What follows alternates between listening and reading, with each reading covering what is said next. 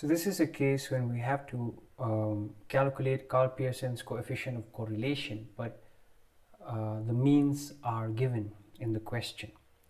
So in the previous cases, we've seen that we have to find the mean, apply in the formula, and calculate accordingly. But here, the mean values are already given to us in the question, and we have to work with that. So in such a case, we have the following formula, which is a slight modification of the previous formulas. And if you look at the formula, these are the values we have to work with. So we have to find out what is summation xy, summation x, summation y, take their squares and substitute accordingly.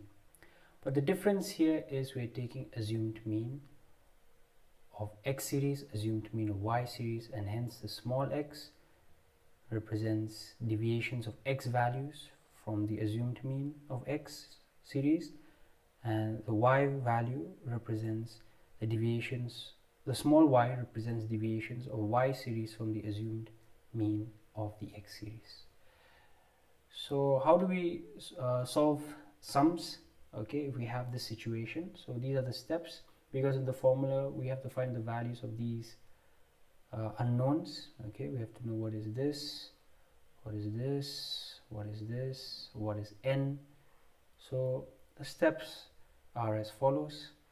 First of all, you find the value of small x, small y, which represent the deviations from the assumed means respectively. Then you add the deviations to get summation x, summation y. Then you square deviations to get summation x square, summation ey square, sorry, there was a typo mistake, summation ey square. Then after that you multiply the deviations x and y, you add them up, you get summation xy, and you put the values in the formula. So let us take an example to understand this better. Here we are to find the coefficient of correlation between x and y given the following data, but also we have to use 16 as the mean value for x and 42 as the mean value of y. So the first step in using this formula, if you remember, is to find out the deviation. So step number one, you first find the deviations of x values from assumed mean and deviation of y values from assumed mean. Let us first work with the x values. So let us put down the x values first.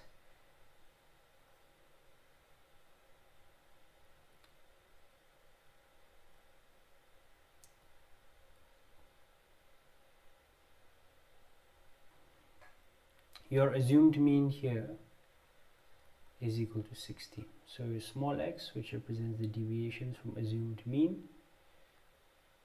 Okay, so 10 minus 16 is minus 6. Remember, the signs are important, so never ignore the signs, because we'll be finding later we'll be finding out the summation of these deviations, and it is there where signs are very important, because we have to club the negative values with negative signs together, values with positive signs together, find the difference, then only we will get the value of summation x. So this will give us minus 4, positive 2, 0, 15 minus 16 is minus 1, then plus 3, plus 2, plus 1.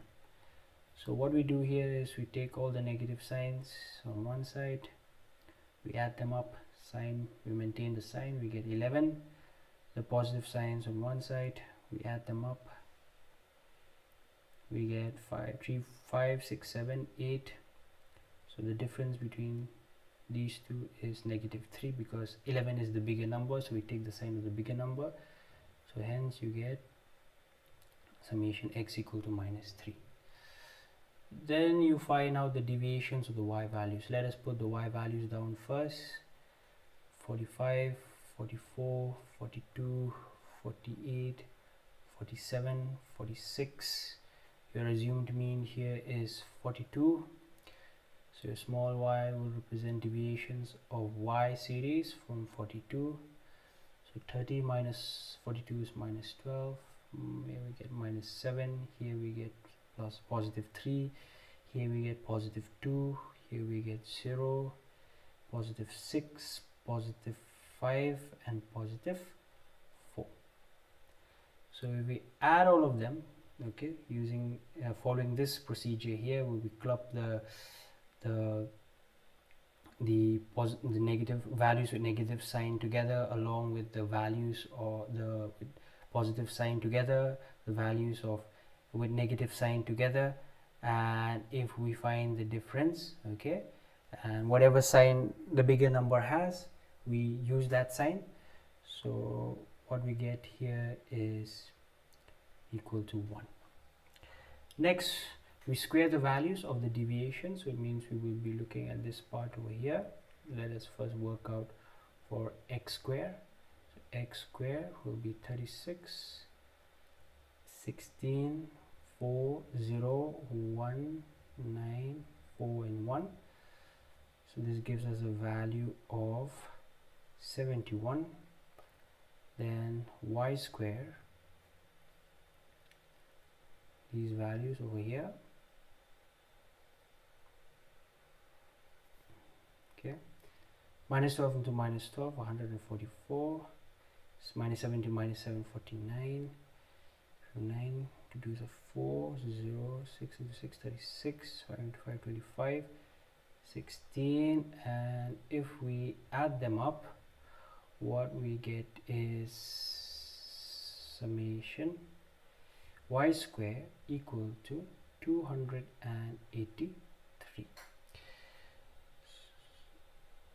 So that summation, that assumed mean of y values occupying space. Let me write it somewhere else.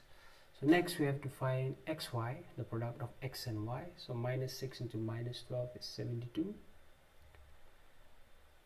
Minus 4 into minus 7 is 28. Here we get 6. 0, 0, 3 into 6, 18, 2 into 5, 10, 1 into 4, 4.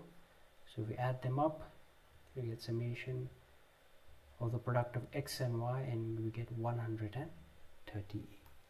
And next, what we are left with is n. So how much is n? How many pairs of x and y values we're working with? So this is one pair, this is another, this is another, this is another pair, another pair. So how many pairs are we working with? 1, 2, 3, 4, 5, 6, 7, 8. So n will be equal to 8. So the next step is just substituting these values in the formula. This is n xy ex ey n ex square, thing square, so we have n ey square subtract ey whole thing square. So your n value is 8, ex value is 138. To multiply, your ex value is negative 3. Okay, so let us put these in brackets so that anytime we have to work with a negative side, it becomes much easier and we avoid making mistakes. Ex square value is how much? 71. And your ex value is negative 3. So inside the bracket.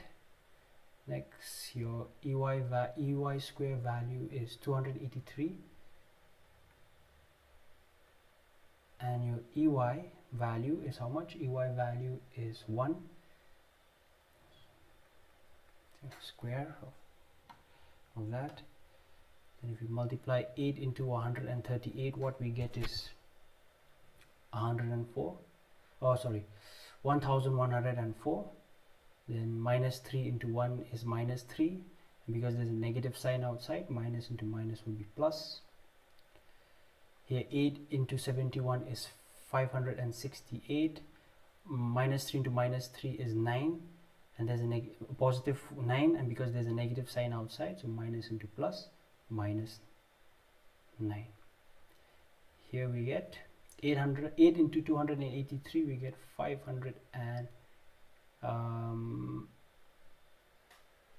283, 559.